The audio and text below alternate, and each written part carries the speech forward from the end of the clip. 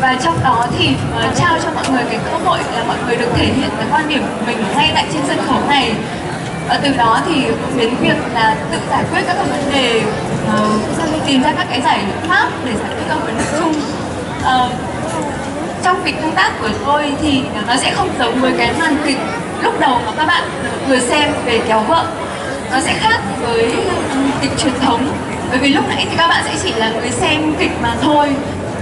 Kịch tương tác sẽ giúp là thu hẹp cái khoảng cách giữa diễn viên ở trên sân khấu này với chính các bạn ở bên dưới đó, bằng cách là các bạn sẽ là người lên trên này và các bạn có thể là đưa ra những cái giải pháp mà các bạn cho rằng là có thể giúp ích cho nhân vật chúng tôi ở trên này.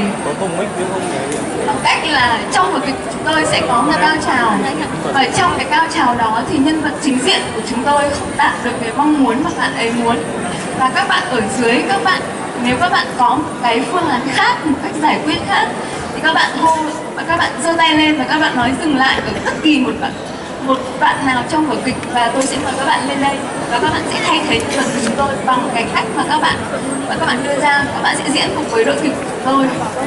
Không biết là các bạn đã hiểu về cái cách mà chúng ta có thể làm việc với nhau không ạ? Thế bây giờ sau đây thì tôi sẽ xin mời các bạn đến với màn kịch đầu tiên. Và sau đó, trước khi mà tôi sẽ quay trở lại đây và hỏi các bạn một vài câu hỏi và chúng ta sẽ cùng tương tác với nhau.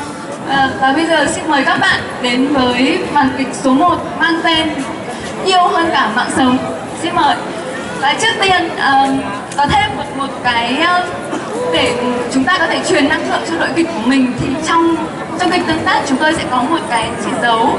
Đấy là tôi xin mời các bạn sẽ hô 1, 2, 3 action. Và sau cái tiếng action thì các bạn diễn viên của chúng tôi sẽ lên trên này.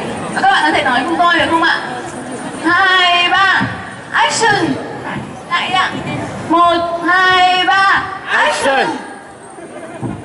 Rồi xin mời màn kịch đầu tiên ạ. Anh ơi.